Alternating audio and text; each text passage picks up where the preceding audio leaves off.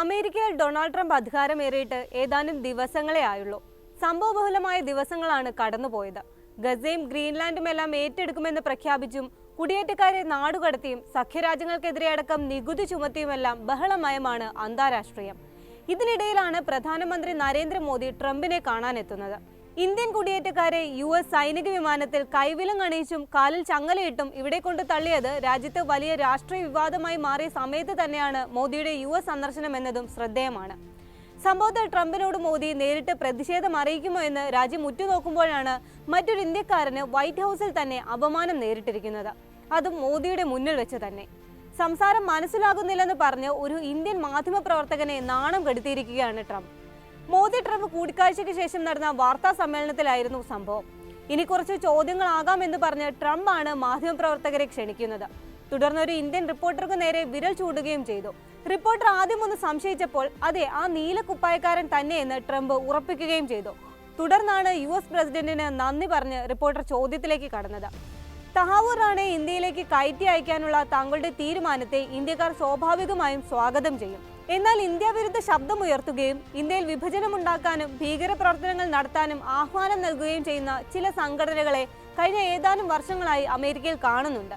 ഇവിടെയും ഇത്തരം പരിപാടികൾ തുടരുമോ? ഇന്ത്യൻ ഇംഗ്ലീഷിൽ റിപ്പോർട്ടറുടെ ചോദ്യം ഇങ്ങനെയായിരുന്നു. എന്നാൽ ഒന്നും മനസ്സിലായില്ലെന്ന ഭാവത്തോടെ നിന്ന ട്രംപ് അല്പം ശബ്ദമുയർത്തി സംസാരിക്കാൻ ആവശ്യപ്പെട്ടു. റിപ്പോർട്ടർ ചോദ്യം ഒന്നുകൂടി വിശദമായി തന്നെ ആവർത്തിച്ചു.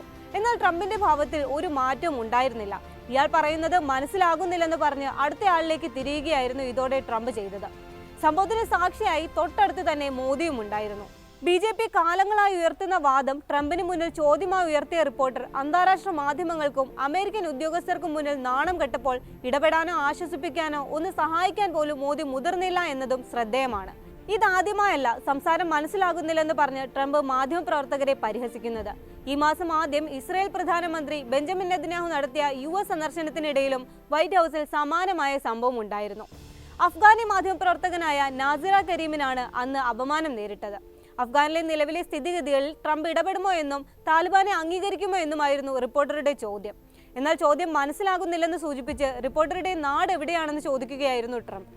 അഫ്ഗാനിസ്ഥാനിൽ നിന്നാണെന്ന് മറുപടി കിട്ടിയപ്പോൾ ട്രംപിന്റെ പ്രതികരണം ഇങ്ങനെയായിരുന്നു: ഓ, നല്ല ശബ്ദവും സംസാരവുമാണ്, പക്ഷെ താങ്കൾ പറയുന്നത് എനിക്ക് മനസ്സിലാകുന്നില്ല എന്ന ഒറ്റ പ്രശ്നമേ ഉള്ളൂ.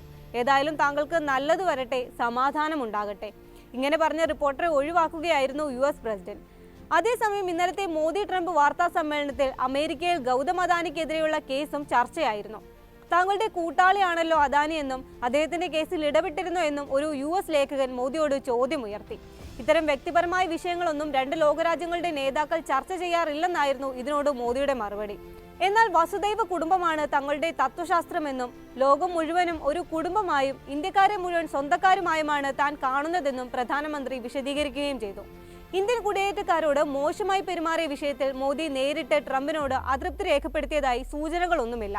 കൊളംബിയ ഉൾപ്പെടെയുള്ള രാജ്യങ്ങൾ അമേരിക്കൻ വിമാനം തിരിച്ചയച്ച് സ്വന്തം വിമാനത്തിൽ എല്ലാ പരിഗണനയോടുകൂടിയും സ്വന്തം പൗരന്മാരെ നാട്ടിലെത്തിച്ചപ്പോഴാണ് ഇന്ത്യക്കാർക്ക് കടുത്ത ദുരിതവും അപമാനവും നേരിടേണ്ടി വന്നത്. സംഭവത്തെ ആദ്യം പാർലമെന്റിൽ ന്യായീകരിക്കുകയായിരുന്നു വിദേശകാര്യമന്ത്രി S ജയശങ്കർ ചെയ്തത്.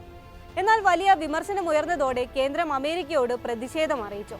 മോദി ട്രംപ് കൂടിക്കാഴ്ചയിൽ വിഷയം ചർച്ചയാകുമെന്ന് പ്രതീക്ഷിക്കപ്പെട്ടിരുന്നെങ്കിലും അത്തരത്തിലുള്ള വാർത്തകളൊന്നും ഇതുവരെ പുറത്തു വന്നിട്ടില്ല. പകരം അമേരിക്കയിൽ അനധികൃതമായി തങ്ങുന്ന ഇന്ത്യക്കാരെ മുഴുവൻ രാജ്യത്തേക്ക് തിരിച്ചു കൊണ്ടുവരുമെന്ന് മോദി ട്രംപിനെ അറിയിച്ചതായാണ് വിവരം. 4 മണിക്കൂറോളം നീണ്ട ഇരു നേതാക്കളുടെയും കൂടിക്കാഴ്ചയിൽ മുംബൈ ഭീകരാക്രമണ കേസിലെ പ്രതി തഹാവൂർ റാണയെ വിട്ടു നൽകാൻ ധാരണയാവുകയും ചെയ്തിട്ടുണ്ട്.